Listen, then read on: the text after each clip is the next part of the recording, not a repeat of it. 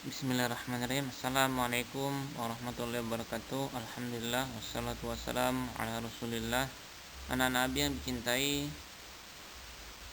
kita pada hari ini masih membahas materi fikih mengenai hari raya.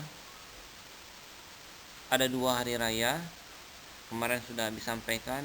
Yang pertama Idul Fitri, kemudian yang kedua Idul Adha.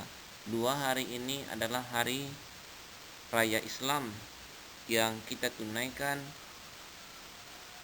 dalam setahun, ya.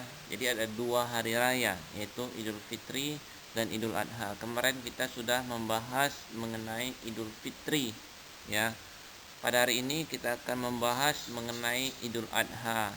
Jadi apa saja sunnah yang dilakukan sebelum kita semua melaksanakan ibadah sholat Idul Adha. Anak-anak Nabi yang dicintai, Idul Adha, Id berarti kembali, sedangkan Adha berarti kurban. Jadi Idul Adha artinya kembali berkurban. Anak Nabi yang dicintai, Idul Adha mengingatkan kita pada 2 peristiwa. Yang pertama yaitu ibadah kurban, dan yang kedua ibadah haji. Ya, haji juga termasuk dalam ibadah yang dilakukan pada bulan Zulhijjah. Tapi kita pada kali ini akan fokus mengenai kurban, ya. Jadi sholat Idul Adha itu setelah selesai sholatnya kita menunaikan ibadah yang namanya ibadah kurban. Anak Nabi yang Nabi cintai, ibadah kurban ini menjalankan atau meneruskan syariat yang diajarkan oleh Nabi Ibrahim alaihissalam dan anaknya Ismail alaihissalam. Ya, habis sedikit mengingatkan kembali mengenai sejarahnya. Jadi ketika itu Nabi Ibrahim alaihissalam diperintahkan oleh Allah untuk menyembelih putranya yang bernama Nabi Ismail alaihissalam, ya. Kemudian dengan keikhlasan, dengan kesabaran, ketika dua-duanya sudah sama-sama pasrah, sudah sama-sama ikhlas, Nabi Ismail alaihissalam sudah menyerahkan lehernya, ya, sudah diikat, sudah dibuka bajunya. Kemudian Nabi Ibrahim alaihissalam sudah siap juga dengan pedangnya untuk menyembelih anaknya. Nah, ketika Nabi Ibrahim alaihissalam sudah menggoyangkan pedangnya untuk menyembelih anaknya, di detik-detik terakhir ketika mereka berdua sudah sama-sama pasrah atas ketentuan Allah, maka di sana Jibril alaihissalam turun dan menahan pedang tersebut dan menggantikannya dengan domba yang besar, domba yang gemuk, ya. Nah, di sini timbul syariat mengenai kurban. Ini juga dilaksanakan oleh Nabi kita Nabi Muhammad SAW, ya. Kemudian diajarkan juga kepada kita sebagai umatnya. Anak-anak Nabi yang dicintai, kemudian hal-hal yang disunahkan sebelum sholat Idul Adha. Kemarin kita sudah membahas mengenai sunnah sebelum pelaksanaan sholat Idul Fitri. Ternyata ada sedikit saja perbedaan mengenai sunnah sholat Idul Fitri maupun sholat Idul Adha. Baik anak Nabi, ada beberapa persamaan dengan materi kemarin. Abi ulangi lagi sebagai penguatan, ya, sebagai penguatan. Jadi ilmu itu kalau diulang-ulang dia akan semakin kuat. Yang pertama adalah mandi terlebih dahulu. Jadi pagi-pagi itu bangun kemudian mandi. Ingat, kemarin sudah disampaikan bahwa niatnya mandi di sini adalah mandi untuk melaksanakan sholat sunnah Idul Adha, ya. Pelaksanaannya sama dengan mandi wajib. Nah, materi mandi wajib ini kita bahas nanti di kelas 5. Setelah mandi, kemudian yang kedua memakai pakaian yang terbaik. Jadi disiapkan pakaian yang terbaik, yang rapi, ya, yang bagus, yang suci, yang bersih, disiapkan dengan sebaik-baiknya. Karena apa? Ini adalah sunnah menggunakan pakaian yang terbaik.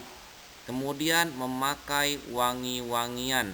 Abi ingatkan lagi bahwa memakai wangi-wangian, ya, memakai pakaian yang terbaik, yang rapi, ini ditekankan untuk laki-laki. Kalau perempuan pakai pakaian yang bersih, suci, rapi, tapi tidak boleh mencolok. Nah, tidak boleh mencolok. Memang anjurannya perempuan seperti itu harus menutup aurat. Ya, jangan pergi ke masjid sama kayak mau pergi ke pesta. Ya, kemudian pakai bedak-bedakan, pakai lipstik dan sebagainya, tidak usah, tidak perlu. Ya. Memakai wangi-wangian juga ditekankan bagi laki-laki. Bagi perempuan ada dalil atau hadis yang melarang wanita menggunakan wangi-wangian, apalagi yang menyengat, ya.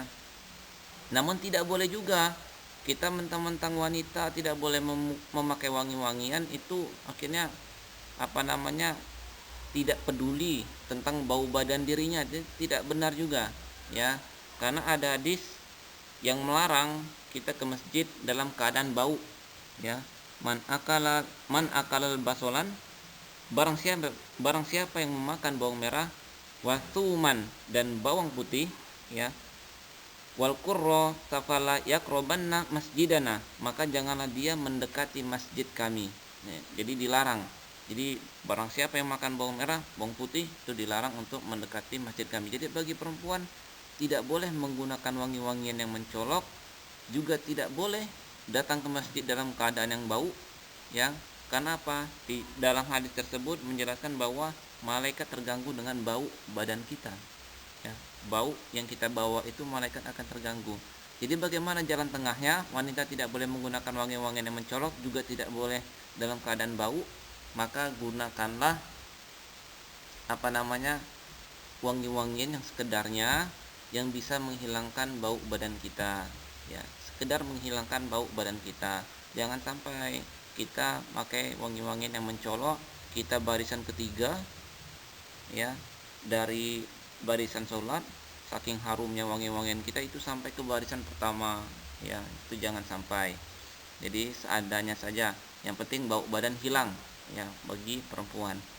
Kemudian poin nomor 4 ini perhatikan, kalau Idul Fitri itu kita sebelum melaksanakan atau sebelum berangkat ke masjid itu disunahkan untuk makan dan minum terlebih dahulu. Karena untuk membedakan subuh kemarin kita masih puasa Ramadan, subuh ini kita sudah tidak puasa lagi. Ya, kita sudah hari raya. Ya, jadi Idul Fitri itu kita disunahkan untuk makan dan minum terlebih dahulu. Tapi untuk Idul Adha disunahkan kita tidak makan dan minum terlebih dahulu. Jadi ditahan, jangan makan dan minum terlebih dahulu. Kapan makan dan minumnya? Dicontohkan oleh Nabi SAW, beliau makan dan minum itu setelah melaksanakan sholat Idul Adha. Beliau menuju ke rumah, kemudian baru menyantap makanan. Ini sunnahnya, jangan terbalik nanti. Jadi ingat, kalau Idul Fitri untuk membedakan kemarin puasa dan hari ini tidak, maka disunahkan untuk makan terlebih dahulu, makan dan minum. Kalau Idul Adha disunahkan jangan makan dan minum terlebih dahulu, tapi makanlah dan minumlah setelah melaksanakan sholat Idul Adha, kemudian sampai rumah. Kemudian sunnah yang selanjutnya mengumandangkan takbir, ya, dari tanggal 10 sampai 13 Zulhijjah, ya. Tanggal 11, 12, 13 itu namanya hari tasyrik. Hari tasyrik ini dilarang kita untuk berpuasa pada saat itu, ya. 11, 12, 13. Jadi dikumandangkan takbir, ya, dimulai dari tanggal 10 sampai 3 hari setelah hari raya tersebut. Kemudian setelah sampai ke masjid mendengarkan khutbah dengan khusyuk dan tenang. Kemudian yang selanjutnya setelah pulang dari sholat Idul Adha melalui jalan yang berlainan ketika pergi dan pulangnya. Ini sama kayak yang kemarin. Abi ulangi lagi, salah satu hikmahnya apa? Semakin banyak tempat kita beribadah, maka semakin banyak bagian bumi yang akan menjadi saksi bahwa kita melaksanakan amalan ibadah. Dan hikmah yang selanjutnya adalah ini akan memperkuat silaturahmi antar tetangga, ya, karena kita melewati jalan yang berbeda. Dan juga hikmah selanjutnya adalah sebagai media syiar Islam. Kita tadi lewat sebelah kanan bertakbir, ya, kemudian lewat gang yang sebelah kiri bertakbir juga. Jadi semua tetangga itu kedengaran, ya, dan kita melewati untuk ajang silaturahmi. Baik, itu saja anak-anak Abi yang dapat Abi sampaikan. Minggu depan kita akan membahas lagi mengenai waktu sholatnya ya. Kurang lebih ya mohon maaf. Wabillahi taufiq wal hidayah. Assalamualaikum warahmatullahi wabarakatuh.